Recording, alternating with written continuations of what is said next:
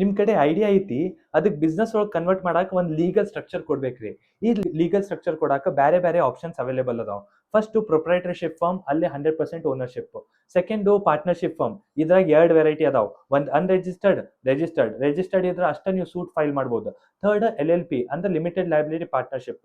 ಈ ಕೇಸ್ ಒಳಗೆ ನಿಮ್ ಬಿಸ್ನೆಸ್ ಮೇಲೆ ಏನು ನೋಟಿಸು ಬಂತು ಅಂದ್ರೆ ನಿಮ್ ಪರ್ಸನಲ್ ಅಸೆಟ್ಸ್ ಅಟ್ಯಾಚ್ ಆಗಂಗಿಲ್ಲ, ಬೇರೆ ಎಂಟಿಟೀಸ್ ಒಳಗೆ ಅಟ್ಯಾಚ್ ಆಗ್ತಾವ. ಫೋರ್ತ್, ಒಂದ್ ಕಂಪ್ನಿ ಒಳಗೂ ಬೇರೆ ಬೇರೆ ಆಪ್ಷನ್ ಅದಾವ.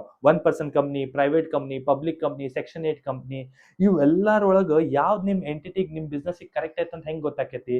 ನಿಮ್ ಕಸ್ಟಮರ್ ಯಾರು ಅದಾರು, ಎಲ್ ಅದಾರು, ನೀವು ಬಿಸ್ನೆಸ್ ಹೆಂಗ್ ಗ್ರೋ ಮಾಡ್ಬೇಕಂತದಿರಿ, ಎಂಪ್ಲಾಯೀಸಿಗೆ ಹೆಂಗ್ ರಿಟೈನ್ ಮಾಡ್ಬೇಕಂತದಿರಿ, ಇವೆಲ್ಲ ಫ್ಯಾಕ್ಟರ್ಸ್ ಡಿಸೈಡ್ ಮಾಡಿದ್ಮೇಲೆ ನೀವು ಕರೆಕ್ಟ್ ಎಂಟಿಟಿ ಸೆಲೆಕ್ಟ್ ಮಾಡ್ಬೋದು. ಬಹಳ ಜನ directly private limited company incorporate ಮಾಡ್ತಾರ, ಆಮೇಲೆ ವರ್ಷ 1 ಲಕ್ಷ ರೂಪಾಯಿ ಅವ್ರಿಗೆ ಎಕ್ಸ್ಪೆನ್ಸ್ ಆಗ್ಬಿಡ್ತೈತ್ರಿ. ಏನ್ 1 ಲಕ್ಷ ರೂಪಾಯಿ ಎಕ್ಸ್ಪೆನ್ಸ್? ಆಡಿಟ್ ಆಗ್ಬೋದು, MCA ಫೈಲಿಂಗ್ಸ್ ಆಗ್ಬೋದು, ಮಿನಿಟ್ಸ್ ಎಲ್ಲ ಮೇಂಟೈನ್ ಮಾಡಬೇಕು, ರಿಜಿಸ್ಟರ್ ಎಲ್ಲ ಮೇಂಟೈನ್ ಮಾಡಬೇಕು, ಇವೆಲ್ಲ ಎಕ್ಸ್ಪೆನ್ಸಸ್ ಬರ್ತಾವ. ನೀವು ಯಾರ್ಯಾರು ಬಿಸ್ನೆಸ್ ಸ್ಟಾರ್ಟ್ ಮಾಡ್ಬೇಕಂತದಿರ್ ನೋಡ್ರಿ, ಅವ್ರಿಗೆ ಎಲ್ಲರಿಗೂ ಇದು ಶೇರ್ ಮಾಡ್ರಿ. ಹೆಚ್ಚಿಗೆ ಇನ್ಫಾರ್ಮೇಶನ್ ಎಲ್ಲ ಡಿಸ್ಕ್ರಿಪ್ಷನ್ ಬಾಕ್ಸ್ ಒಳಗೆ ಕೊಡ್ತೇನೆ, ನಿಮಗೆ ಹೆಲ್ಪ್ ಆಗ್ಬೋದು ಅಂತ ಮಾಡತ್ತೇನ್ರಿ. Thank you.